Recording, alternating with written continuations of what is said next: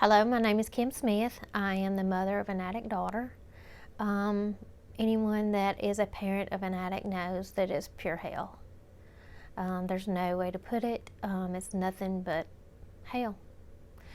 So that's the reason for this video today is I've had a very special lady in my life that has helped me through this process, and I could not have done it alone.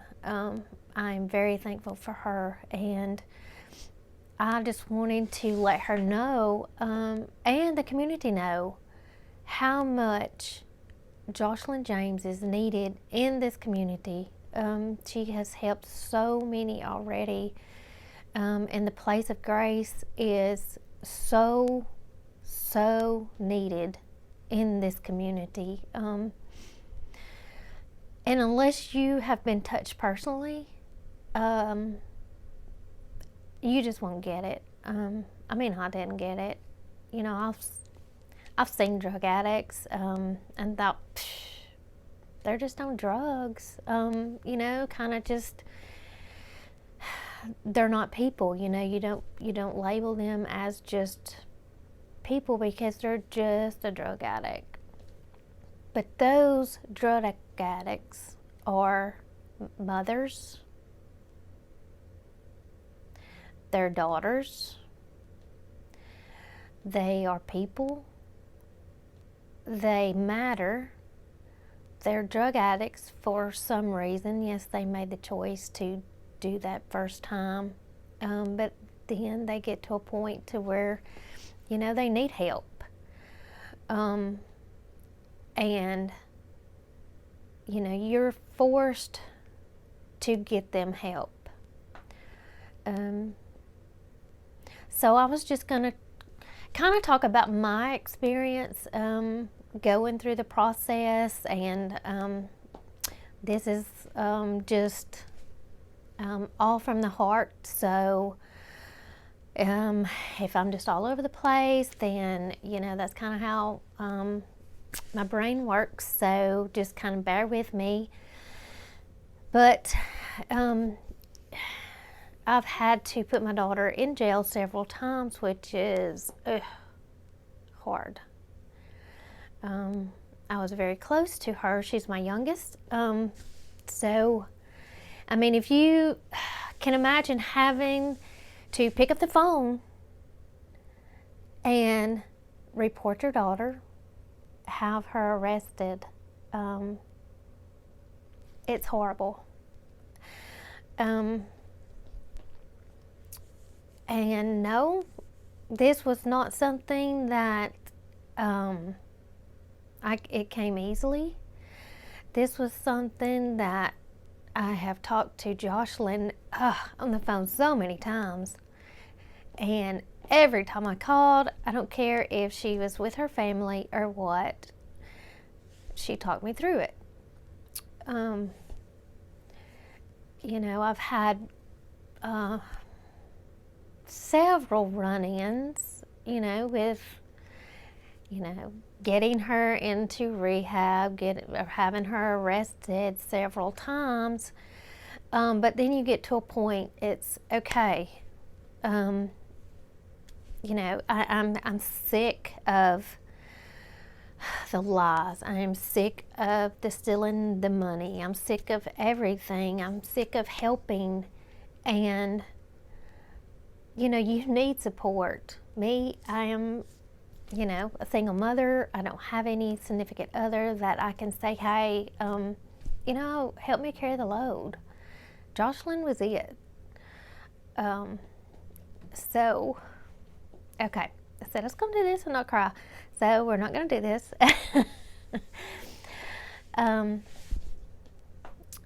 But I will say my daughter's in rehab now. She's been there for about 8 months. She would not have made it if it had not been for Joslyn pushing me and saying, hey, Kim, let her fall. Okay, we're not going to do this.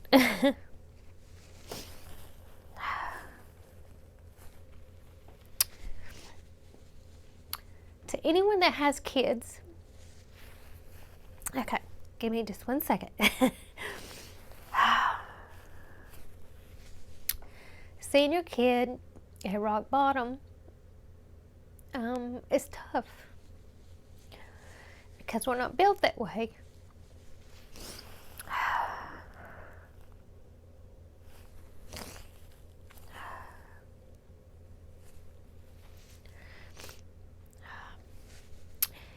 Parents let their children, parents are going to be there for their children no matter what.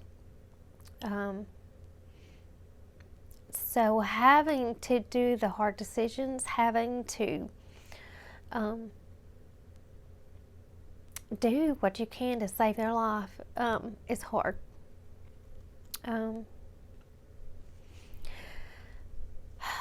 So at the very last, I could see that she was getting really, really bad. I had talked to Joslyn several times. She says, Kim, you gotta let her hit. Gotta let her hit bottom.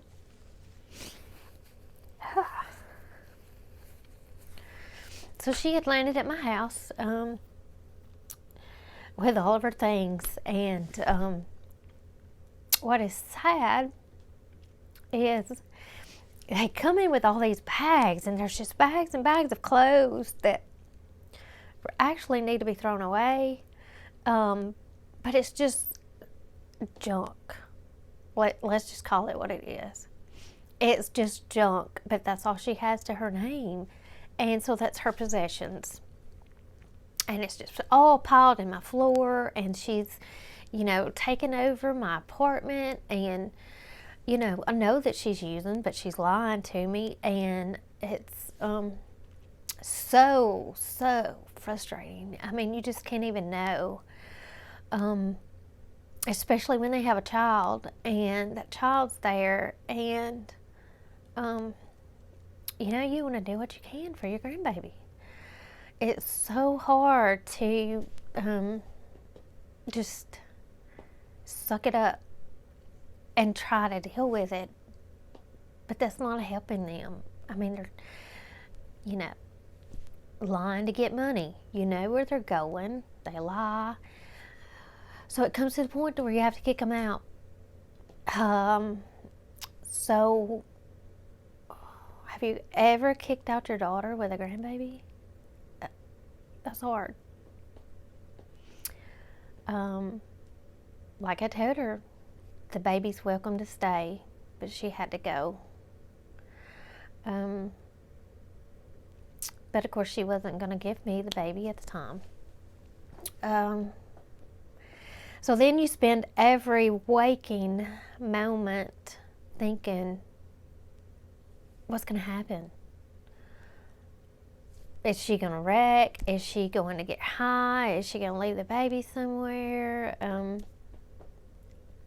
So what do you do? I had filed custody of the baby before. I finally dropped it. I could not go through with it, only because she, I let her manipulate me, and, Mama gonna hate you forever if you do this to me. So I always felt like I could control the situation. I thought I could control just, taking care of the baby. I had been in a 30-year, almost 30, domestic violence marriage that I had gotten out of, and that's how I always felt was, I could control the situation as long as I was in it, which is a lie, because it's not controlled. Your mind's just manipulated. So, every time I call Joslyn bellyache and just, what do I do? And she would say, let her hit bottom. Kim, you have to stop. And I'd say, how? How do you tell your baby girl, you can't live with me, you can't have money, live on the street. So that's exactly what I did. I finally got my baby granddaughter. She's 4. She was 3 at the time. DHR was finally involved, and I've got her, and so I just had to leave my daughter on the street, which was very tough. I knew she was living on the street. I had no clue where. She wouldn't answer my calls if I ever called, just to check. And it's so hard knowing that she's living in some hotel, and every time you go to work, you see the police swarmed around it. Your gut just, it rips you apart. Your heart drops, you stop breathing, you pull over, and you muster up enough courage to call one of your police friends and say, was that my daughter? Is it her? This is every day. This is not just one day. This is every single day of your life. It's wondering where she's at.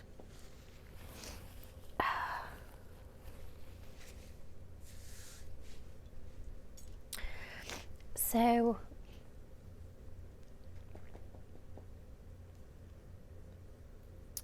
I saw her at a gas station. Me and the granddaughter were going camping. We went by a gas station and I saw her there. And so it had been a while since I seen her. So I pulled in. She was so messed up. I had never seen her this messed up. It really scared me. So I called Joslyn. She was eating with her family. She's like, Kim, I'm at a restaurant, I'm eating, just bring her to me.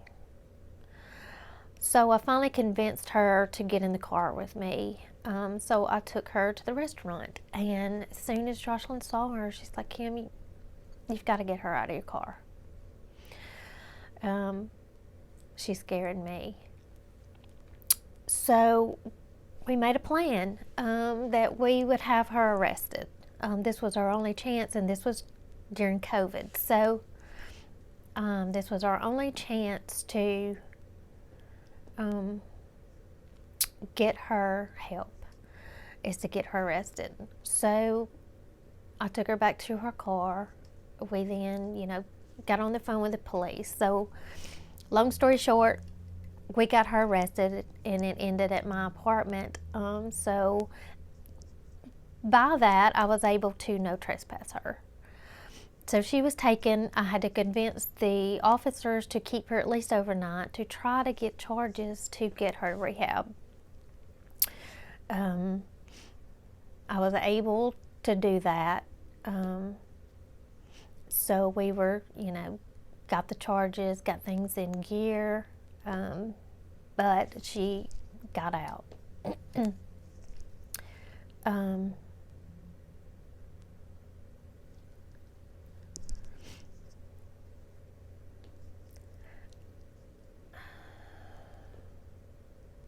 I'm trying to think of,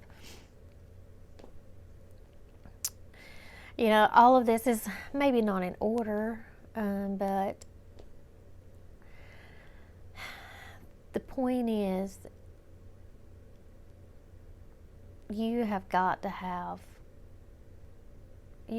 help through this process, because at this time, as I said, this was during COVID.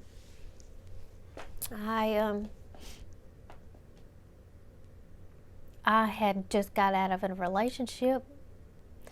I left the relationship, left a house, left a cat, a dog. And I was sit in this apartment in another city where I didn't know anyone. I had been there for 2 days. COVID hit. We started working from home. And this was like one of those oh crap moments, because I didn't know if I would get paid or not. I had just signed a year's lease on this apartment and didn't know if I was going to have the money to pay for it. So I was more alone at this time trying to deal with her than I had been in my life.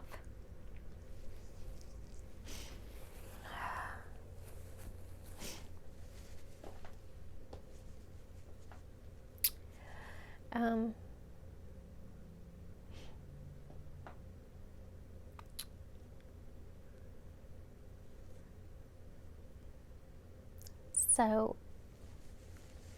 this was in March, Easter Sunday. I get on my bed and I have my laptop and I pull up on Facebook and I'm going to be watching the services for Easter. So I reach over into my nightstand to get a notepad so that I can take notes for the lesson that Sunday. So as I reach into the drawer, I pull out my pad and I'm looking, and Erica always wrote songs. She loved to sing. She wrote songs, and that was her outlet. So as I opened up the notebook, I saw that was her writing, and I thought, well, this is one of her songs that she's written. So I just sat there and started to read. As I started to read, this was a letter that she had wrote to me. It would have been about 3 years prior. And this was a letter that she wrote to me as she thought she was dying. She thought she had OD'd. She began to tell me how her body felt. She said, I just feel light as a feather.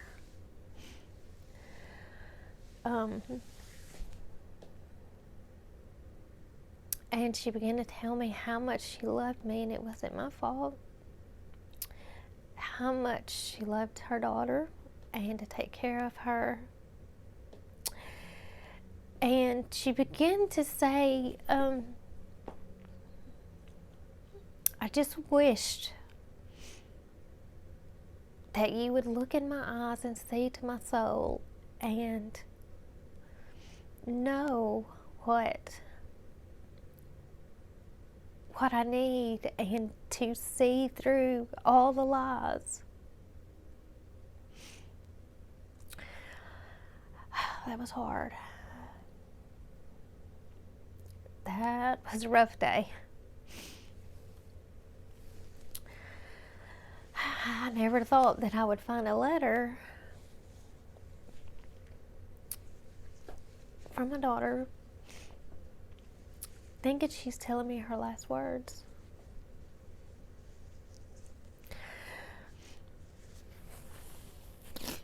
I couldn't wait to see her again.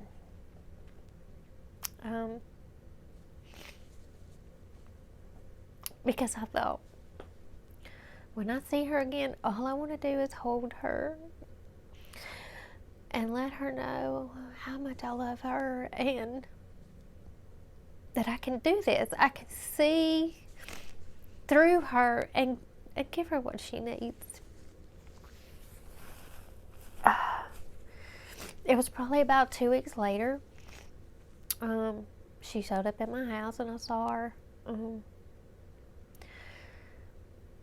But there's so much friction between us when we see each other. And she started with the lies, and I started to call her out. I started to call her out on things which really made her mad. I was like, this is not working how I planned, and ended up her leaving the next day. She spent the night. Actually, I don't even know if she slept that particular night, she stayed up because she thought her hair was alive, and so she cut her hair. I get up and there's, hair everywhere in the sink. So she leaves again. Which I'm crushed. Did I fail her?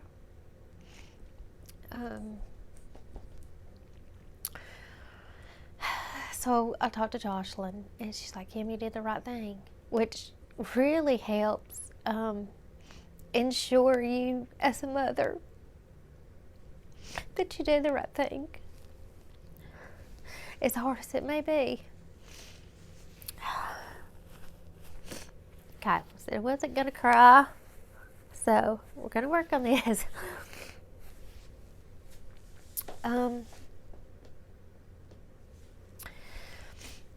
So let's fast forward. I got a call one night. I'm bringing Erica to your house.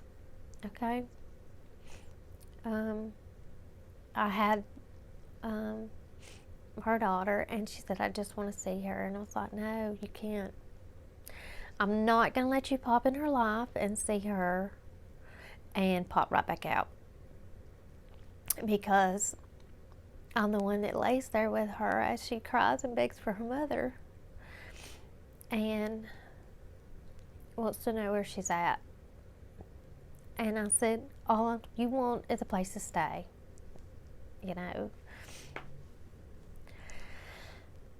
So when she shows up, she's knocking on the door. I'm like, oh, what am I going to do? What am I going to do? I know it's her. I'm trying to let the baby, I didn't want her to hear, because I knew she would just try to let her in. So when I went and opened the front door, she knew that my bedroom was at the back and there was a window. So she starts pecking on the window. I grabbed the phone and I called Joslyn, and I'm holding her baby.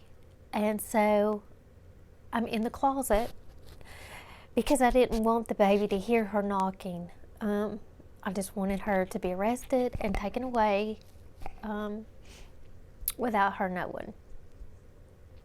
So Joslyn's telling me to call 911. She's got to have her picked up. And I'm like, I don't know if I can do that. I just want her to go away. Calling 911 on your daughters, to me at that time, felt a little different than me just going and taking out charges. I had time to think about it. But she insisted, you've got to do this. She always gave me courage to do that. And if you have never held your grandbaby with her begging, please open the door, I know it's mommy, and you have to call the police, you don't know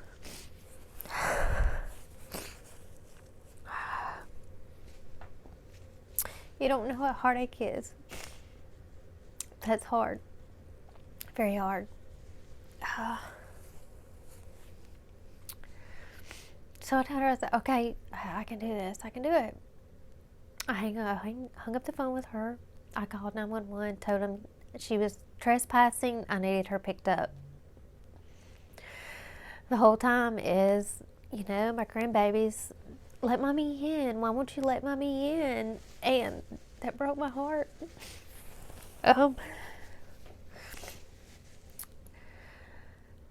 I didn't want to see her, but finally they opened the door, and it's like, are you sure? Because this is COVID. They didn't even want to take her in, and I had to beg them again. At least keep her overnight. I'm trying to get her to rehab. Just please keep her. And he called the captain, and he agreed that he would do that.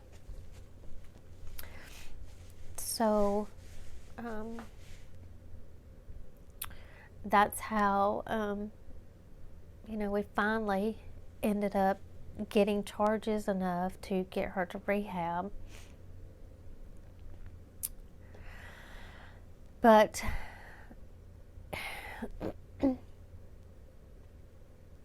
she called me from jail begging me to send her money. I wouldn't do it. It's hard when your child calls you from jail and you see the jail number and you pick up your phone and you just have to turn it over and not answer it. If you've never done that, I will tell you it's hard. And when you have nobody to lean on, Joslyn is a very important friend to have. There were times when I'm very thankful for my bicycle because I have it a stationary in my room. And sometimes you have got to get that energy out. There have been days when I just got on the bicycle and held my head down and just cried and just pleaded with God to take care of my baby. And those are some dark days. And those days are days that you need a friend.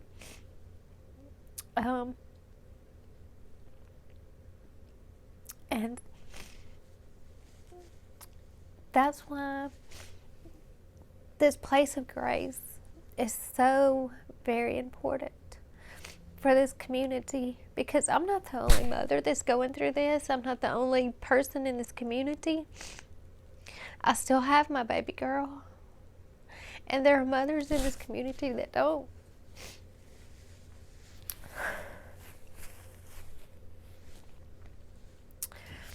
So I just felt like that I needed to share some of my story.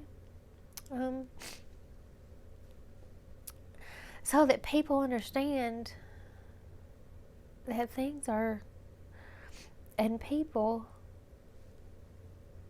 like Joslyn are very needed.